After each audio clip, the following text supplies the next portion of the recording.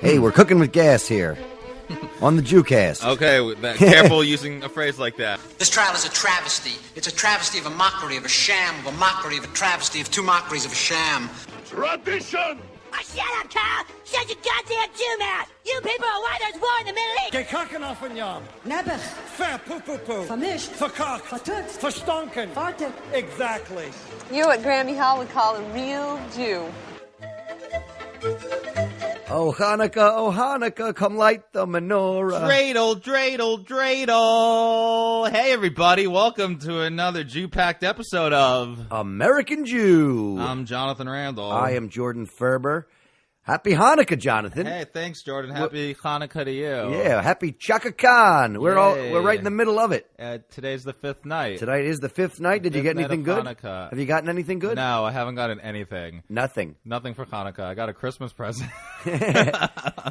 Nice. Did you have any latkes? I guess. I did have a latke. There you go. And a jelly donut. Ooh. And a Boston cream donut. I don't know what that has to do with Hanukkah, but it was given to me by one of those Lubavitch people. So. I didn't even know that jelly donuts were a part of the Hanukkah tradition. Yes, sufganiot, I think they're called. Sufganiot. I never heard of it. Oh, okay. I never had jelly donuts growing up with Hanukkah. I'm sorry, you've been deprived. I know. I guess it's the same thing with latke. It has to do with because of oil. Anything fried in oil is like part of the celebration. Oh, okay. Well, then I've had a lot of Hanukkah treats this year. Okay. I had some fried chicken. I had a full fried flounder last night. There you go. Yeah. Oh, that sounds good. At a Chinese restaurant on Christmas Day. It was packed. Packed, I tell you. With Jews? Yes. That's nice. Yeah. And there's already a minion there, which is really We had a minion for sure. Yep. Well, okay. Well, what do you know about Hanukkah, Jordan? Well, I mean, my theory. I have theories. You know, You have theories about Hanukkah? Like the history of Hanukkah, the story of Hanukkah. Well, I know the story of Hanukkah is that the Jews were holed up in the Maccabees were saved them from this. They were getting attacked. They only had enough oil left for one day. I mean, that seems like the very. You're really smushing it all together with right? that Yeah, one. I have like the Cliffs Notes version of it. Very Cliff Notes. Okay. Well, you want to expand upon it? I mean, I guess we can talk a little bit about it. You know, of course, once again, the Jews were being kind of persecuted. It was a Greek-Syrian rule. They had, defaced the Holy Temple. This was the second temple. They did not want the Jews studying Torah. They did not want them, praying to God. They did not want them being Jewish. There were some other Jews that they had that were like they were called the Hellenists, and they were kind of like assimilated Jews, and they were kind of like putting them in like positions of like political stuff and like trying to get them to like sway other Jews to like not be Jewish, and it was really tough. And they didn't want anybody being Jews. They hated the Jews. They were trying to like end the Jews. No studying Torah. You can't be Jews. Some Jews followed that, but then the Greeks went to put an idol up somewhere, and that's never good. Matisyahu, not the singer, the original Matisyahu, him and his 5 sons, they rebelled. They called themselves the Maccabees. The Maccabees, all right. And they fought the Greeks, and this really, really pissed off the king at the point, the king of Egypt, that really pissed him off. And then he sent like a general with a bunch of more soldiers to like take on the Maccabees. And then that's when Judith, right, that's when she comes in and she fed him cheese and wine and kind of got him a little drunk and weary, and then killed him. And then all his soldiers fled when they found out that he was killed. And then the Maccabees, they went and they marched on Jerusalem, and they reclaimed the temple, and they cleaned it out, and they fought, the Greek people, and then they were going to light the menorah in the temple, and they realized there was only enough oil for one night, and it was going to take them 8 nights, I guess, to make the kosher oil or whatever, and that magical oil for only one night lasted for 8 nights, and that's why we celebrate Hanukkah. All right. Pretty good, right? That's pretty good. So that's where also dreidels come in, because I guess like when the Jews, like they weren't, Torah was banned, you weren't allowed to study, but some of the Jews still were studying, so they would study, and then when the Greek soldiers would come around, they'd hide the books and take out the dreidels and pretend that they we're just playing dreidels. Yeah, we're just playing dreidels. We're just gambling. We're not studying Torah. We're just doing some gambling stuff right now. Yeah, we're just sinning. So now we light the menorah. We play dreidels. We eat latkes or or anything fried. Apparently, anything fried. But I mean, latkes and the jelly donuts are the most popular. And and just been doing some lighting. Have you been lighting the menorah? I've been lighting the menorah Every night yourself? Yeah. I've done it here one night. I did it at my parents' house pretty much every other night. Way to go! Lit the candles with my parents. Way to go! Yeah. And I had some latkes. I went to my cousin's house. We had a latke party on Sunday. That sounds good. The first night my friend invited me over to her house, and their family had like a little Hanukkah party, and they had some latkes and jelly donuts and lit the menorah. And then when we were walking through the park the other day, we were approached by the Lubavitch, and they gave me a dreidel and a menorah and the donut. They want to give it to you. They really. And I was happy to take it. I always tell those guys, I cannot take a single more menorah from you, because if I take one more, I will be one of you. That's how many menorahs I have. That's how many you have. You know what? I was looking at the candles, and I'm like, oh, are these candles made by like other Jews somewhere? You know where the candles were made that the Lubavitch give out? China? Yep. Yeah, I mean, that makes sense. China. Everything's made in China. So I only lit it at my friend's house. I didn't really light it. I just like stood there while they lit it. And then I hadn't been doing any lighting. They gave me the menorah. But then last night, I bring these two chicks back to my place from the show, trying to maneuver a threesome. And there's only enough condoms to last one round. They were only supposed to last for one girl, but they lasted for all. No. And then we start talking about Judaism. They see the menorah, and we end up lighting the menorah together with these two shiksa girls. Nice. And I'm explaining to them the whole story of Hanukkah, and I'm like, what the hell happened to my threesome? How did it go from having a threesome to like lighting the goddamn menorah? I'm like, what am I doing lighting the menorah? These girls telling them all about Judaism. I'm like, what is wrong with me? I mean, it's a very predictable story. One of them's like, oh my gosh, thanks for helping fulfill my dream. I dreamed about coming to New York and like meeting a Jewish person. I'm like, really? I'm like, well, too bad you didn't dream about having a threesome with them. I always ruin the threesomes because there's always like one girl that's into it and one girl that's not. And then like, instead of just like going with the one girl that's into it, I just try to get the both of them, and then it always blows up in my face. But one day I will succeed. I have not given up. Well, I believe in you. Thanks. I really appreciate that. Trying to end 2019 right. On it with a bang. With two bangs. Well, I guess we could also talk about the anti-Semitism that's been happening in the world, but that'll more anti-Semitism happening? But that it's like a broken record all over the world. And the only thing that's new this week is that Rudy Giuliani just claimed that he's more Jewish than George Soros because he has more allegiances to Israel than George Soros does. Why is this like? Who's a bigger Jew? Like, so people are saying that bigger dick Giuliani is an anti-Semite for having said that. That's the whole thing. I'm so sick of people pointing fingers at other Jews saying that they're anti-Semites. Like, what's the point of that? Like, Giuliani's not a Jew. No. Oh, he's not a Jew at all? No. He was just saying he's more Jewish because he's more religious, but he's not a Jew at all. Right.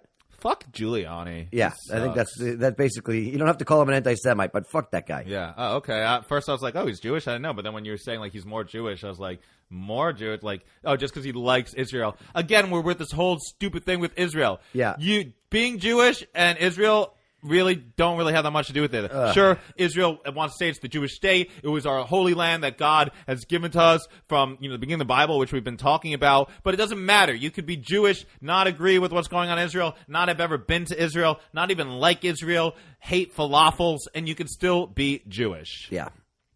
Well, let's get into this week's Torah portion. Oh my God, it's a good one. It's more sibling rivalries. Yeah, but this is week's Torah portion. This is an exciting one. I think. You think it's exciting? I mean, it is. I feel like when we last left last week, Joseph was Joseph was in jail. And we didn't know what was going to happen. And the butler that was supposed to remember him for interpreting his dream and saying that he was going to get out of jail forgot about him. And Joseph was in jail. But then what's going on? The Pharaoh, he's having some dreams. Yeah, and Joseph's the only one that knows how to interpret the dreams. Well, Pharaoh's having these dreams, and then the butler remembers, the Pharaoh doesn't like anyone who's interpreted the dreams. Like, I don't like that interpretation. No, that interpretation doesn't suit me. I don't think so. Right. And then the butler's like, oh my God, I remember this guy in jail. He interpreted my dream. It totally came true. I can't believe I forgot about him. That was kind of a dick mood. He only asked me for one thing. But now it's kind of convenient for me to be the guy that's like, hey, Pharaoh, I know the perfect guy for you. So he brings up Joseph Joseph, and Joseph comes and he interprets the dreams, and he interprets the dreams basically. Yeah, he says that there's going to be famine. There's going to be 7 years of plentifulness and then 7 years of famine. One of the dreams is that there's like 7 fat cows, and then 7 skinny cows come and eat them, and then the next dream is like there's 7 fat bundles, and then 7 skinny bundles come and eat them. Right. And yeah, like you said, Joseph, he interprets that there's going to be 7 years of plentifulness and of abundance, and then 7 years of famine, so that they should store the grain during the plentiful year, so they'll have enough to make it through the famine. That is what he suggests, and the Pharaoh's like, yo, you seem to know what you're talking about. I'm going to make you in charge of doing that. Yeah. And like, Joseph's got God on his side. He's kicking ass. Joseph kind of becomes like the Pharaoh's number one. Yeah, and then that happens. There's 7 years of abundance, and then famine takes over everywhere. Everywhere is in famine, except for in Egypt, because they have the fucking grain stored. They did it. Stored it up. They got it, and now they were smart. And now everyone's coming to them to buy it. Everyone's coming to buy it, including all of his brothers. All his brothers. So, 10 of the brothers. 10 of them, because right. Benjamin, right, they leave the Benjamin, youngest brother, right? Israel, Jacob. He says, "Yeah, don't take my youngest one because he's my last real, full son. I can't. I'm not the last real son. Whatever. But I'm gonna. He already lost the other son, Joseph, because they're brothers. They had the same mother. Yeah, Rebecca. Right. Exactly. Yeah. So he doesn't want to lose 2. So he stays and he sends the rest of them, and the rest of them once again the youngest getting preferential treatment. Yeah, I don't know why they love me. Oh, you're my baby. So they go there. They want to get some, some food. And Joseph recognizes him. Yeah, he's like, "Ooh, they're my brothers." Here they are. They don't recognize him. And Joseph's like being very clever about it. He's like having a translator translate. So like, they have no idea. He's like, "You guys are spies." He accused them of being spies. Yeah. And they're like, "No, we're not spies. There's 12 of us brothers. One's back at home. One is no more. We're not spies." He's like, "All right, well, if you're not spies, I don't believe you. Then go get your last brother." First, he throws them all in jail. Yeah. He throws them all in jail, and then he's like, "All right, I'll tell you what. Go get your other brother to prove to me." But he keeps one of them. He keeps one of them. Shimon. And Shimon. And the rest of them go back. And they tell Israel what happened, and he's like, "You guys are fucking all this up. I told you.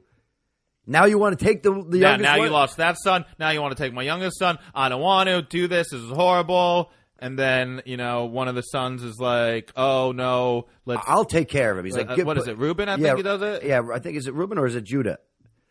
One of them says, "Listen, I'll take it responsibility." Is it Judah? Because Judah's also a Maccabee in the Hanukkah story. That Judah's like the eldest. He's like, yeah, Judah the Hammer, Oh, so this is like his origin story. Well, I don't know about not his origin story, but maybe this is where his namesake came from. Anyways, one of the brothers is like, "No, trust me, I'll bring him back, whatever." And they say, okay. So they go back, and this time they're greeted a little nicer. Yeah. This time they're like, "Come, we're going to have a feast." They have a feast with some Egyptians, but they're not allowed to sit together because it's against the law for Hebrews and Egyptians to eat together. But anyways, they have this feast, and Joseph sits them around the table in the order of their birth, and they're all blown away. And Joseph knows so much about them, and he's drinking from this goblet. And he's like, "I know all about you because of my magic goblet." And they're like, "Woo!"